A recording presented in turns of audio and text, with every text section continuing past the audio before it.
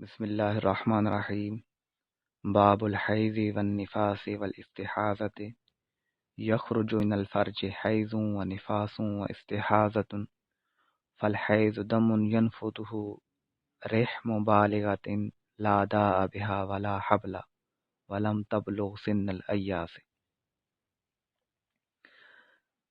نیا باب حیض، نفاس اور استحاضہ کا شروع کر رہے ہیں، اور یہ عورتوں میں خاص ہوتا ہے۔ عورتوں کے نزدیک بہت سارے احکامات حیض سے وابستہ ہوتے ہیں، تو حیض عورتوں کے لیے مختلف احکامات کے لیے بہت ہی اہم چیز ہے، تو ان کو حیض کے مسائل کو جاننا نہایت ہی ضروری ہے، اس لیے کہ طلاق کے، پاک ہونے کے، عدت کے، نصب کے، شوہر کے ساتھ وطی کے، نماز کے، روزے کے، قرآن پڑھنے کے، قرآن چھونے کے، اعتکاف کے، مسجد میں داخل ہونے کے، طواف کے، حج کے، بالغ ہونے کے، یہ تمام مسائل اسی حیض کے ساتھ متعلق ہوتے ہیں۔ یعنی حیض کا ان کاموں کے ساتھ جو میں نے گنوا دی، ان کے ساتھ تعلق ہوتا ہے، اور ان چیزوں کے مسائل حیض کی وجہ سے ہی جانے جا سکتے ہیں، اس لیے حیض کے مسائل کو جاننا عورتوں کے لیے نہایت ہی ضروری ہے۔ لغوی طور پر حیض کہتے ہیں بہنے کو، حیض بہنے کو کہتے ہیں۔ اصطلاحی طور پر تعریف آگے کر رہے ہیں۔ صاحب کتاب نے فرمایا یخرج من الفرج حیض و نفاس و استحاضۃ، نکلتا ہے فرج سے، یعنی عورت کی شرمگاہ سے، حیض، نفاس اور استحاضہ، یعنی حیض، نفاس اور استحاضہ سے مراد حیض، نفاس اور استحاضہ کا خون ہے، یعنی عورت کی شرمگاہ سے حیض، نفاس اور استحاضہ کا خون نکلتا ہے، یعنی یہ تین خون نکلتے ہیں۔ فالحیض دم ینفدہ رحم بالغۃ، پس حیض، اب حیض کی تعریف کر رہے ہیں۔ حیض ایسا خون ہے جس کو رحم پھینکتا ہے، ینفدہ رحم بالغۃ، جس کو بالغہ عورت کا رحم پھینکتا ہے، یعنی قوت کے ساتھ نکالتا ہے۔ ینفدہ یعنی قوت کے ساتھ، تھوڑی طاقت کے ساتھ، اور بالغہ عورت کا رحم وہ خون نکالتا ہے۔ بالغہ عورت کون سی ہوتی ہے؟ کم از کم اس کی مدت 9 سال ہے،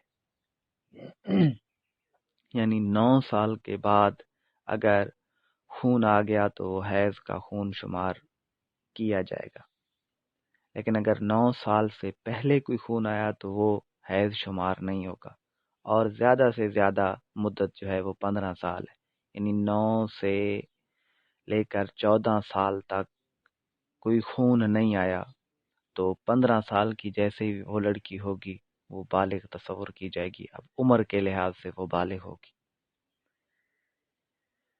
لا داء بہا، اب وہ جو بالغہ کے رحم سے خون نکلا ہے وہ کسی بیماری کی وجہ سے نہیں، لا داء بہا، وہ بیماری کی وجہ سے نہیں، ولا حبلہ، اور نہ حمل ہے۔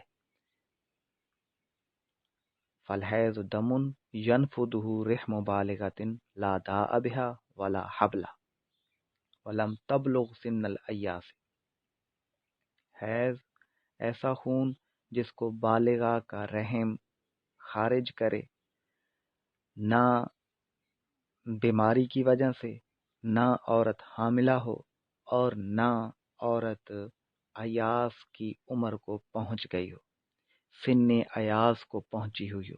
سن ایاس کہتے ہیں یعنی ایسی عورت جس کا حیض کا خون آنا بند ہو جائے، اور وہ عمر تقریباً مفتہ بہی قول کے مطابق 55 سال ہے۔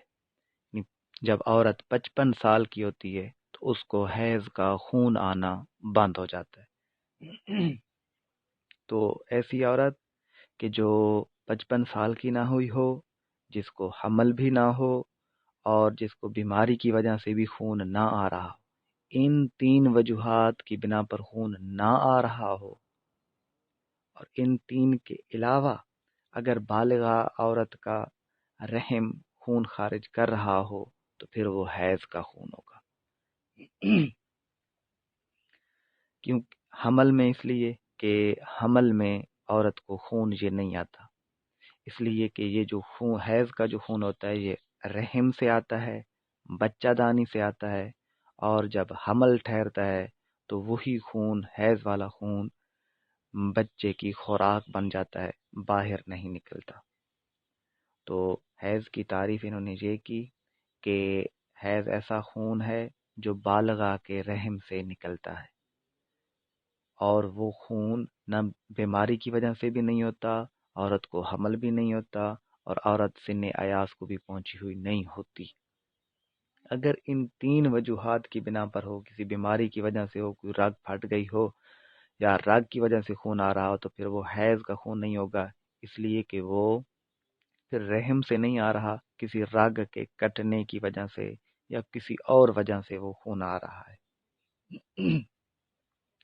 اور اسی طرح اگر حمل میں خون آ رہا ہے تو یہ پھر حیض کا خون نہیں ہوگا، اس لیے کہ حیض کا خون فرج سے آتا ہے، رحم سے نکلتا ہے، اور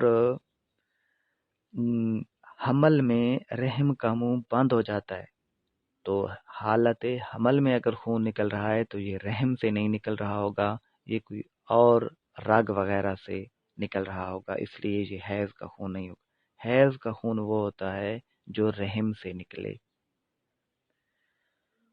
وَأَقَلُّ الْحَيْضِ ثَلَاثَةُ أَيَّامٍ وَأَوْسَطُهُ 5 وَأَكْثَرُهُ 10۔ حیض کی کم سے کم مدت 3 دن، اور درمیانی مدت 5 دن، اور زیادہ سے زیادہ 10 دن ہے۔ یعنی یہاں دنوں کے ساتھ راتیں بھی شامل ہیں۔ ان 3 دن رات کم سے کم مدت، درمیانی مدت 5 دن رات، اور زیادہ سے زیادہ 10 دن رات حیض کا خون آتا ہے۔ 3 سے کم نہیں ہوگا، 10 سے زیادہ نہیں ہوگا۔ اگر 3 سے کم ہو تو وہ آگے بتائیں گے استحاضہ ہوگا، اور اگر 10 سے زیادہ ہو تو وہ استحاضہ ہوگا، یعنی وہ بیماری کا خون ہوگا۔ اور حالت استحاضہ میں نماز روزہ معاف نہیں ہے، یعنی نیا وضو کر کے نماز پڑھ سکتی ہے۔ نماز اور روزہ یہ حالت حیض میں معاف ہیں، اور حالت نفاس میں ان کی تعریفیں بھی آگے آ رہی ہیں۔ وَالنِّفَاسُ هُوَ الدَّمُّ الْخَارِجُ عَقْبَ الْوِلَادَةِ وَأَكْثَرُهُ 40 يَوْمًا وَلَا حَدَّ لِأَقَلِّهِ۔ اب دوسرا جو خون نکلتا ہے، 3 خون بتائے، حیض، نفاس اور استحاضہ۔ اب جو دوسرا خون نکلتا ہے نفاس، اس کی وضاحت کر رہے ہیں۔ وَالنِّفَاسُ هُوَ الدَّمُّ، نفاس ایسا خون ہے، یا نفاس وہ خون، الخارج اقبل ولادت، جو نکلتا ہے ولادت کے بعد، یعنی بچہ پیدا کرنے کے بعد نکلتا ہے۔ عورت جب بچہ پیدا کرتی ہے، بچہ پیدا کرنے کے بعد جو خون نکلتا ہے اس کو نفاس کہتے ہیں۔ اب اس کی مدت کتنی ہے، یہ کتنے دن آئے گا؟ وَأَكْثَرُهُ 40 يَوْمًا، نفاس کی زیادہ سے زیادہ مدت 40 دن ہے، یعنی زیادہ سے زیادہ یہ 40 دن آئے گا۔ 40 دن سے زیادہ اگر خون آیا تو یہ نفاس کا خون نہیں ہوگا، بلکہ استحاضہ کا خون ہوگا۔ اور استحاضہ کے خون میں عورت غسل وغیرہ کر کے، یعنی جیسے 40 دن پورے ہوں گے غسل کر لے گی، نمازیں شروع کر دے گی۔ اب اگر خون آ رہا ہے تو وہ نفاس کا خون نہیں ہے، وہ استحاضہ کا خون ہے، یعنی ہر نماز کے لیے نیا وضو کر لے گی۔ ولا حد لأقلہ، اور یہ بتایا کہ نفاس کی کم سے کم حد، کم سے کم مدت کی کوئی حد نہیں ہے، ولا حد، اور حد نہیں ہے لأقلہ، نفاس کی کم سے کم مدت کی۔ عام طور پر ہمارے ہاں یہ سمجھا جاتا ہے کہ بچہ جننے کے بعد 40 دن تک عورت نمازیں وغیرہ نہیں پڑھتی، حالانکہ بچہ پیدا کرنے کے بعد عورت اپنے خون کو دیکھے گی۔ اگر خون اس کا 40 دن سے پہلے رک گیا تو نہا کر نمازیں شروع کر دے گی، اس لیے کہ نفاس کی کم سے کم کی کوئی میعاد نہیں ہے، یہ ایک دن کے بعد بھی رک سکتا ہے۔ اب جس عورت کا خون بچہ پیدا کرنے کے بعد ایک دن میں رک گیا تو اس عورت کو ایک دن بعد نہا کر نمازیں شروع کر دینا اس کے لیے ضروری ہوگا، یعنی 40 دن کو ٹھہرا رہنا یہ ضروری نہیں ہوتا۔ 40 دن نفاس کی زیادہ سے زیادہ مدت ہے، کم سے کم مدت کی کوئی حد نہیں ہے، تو بہرحال ایسی حالت میں صرف خون کو دیکھنا چاہیے۔ واللہ اعلم بحقیقت الکلام۔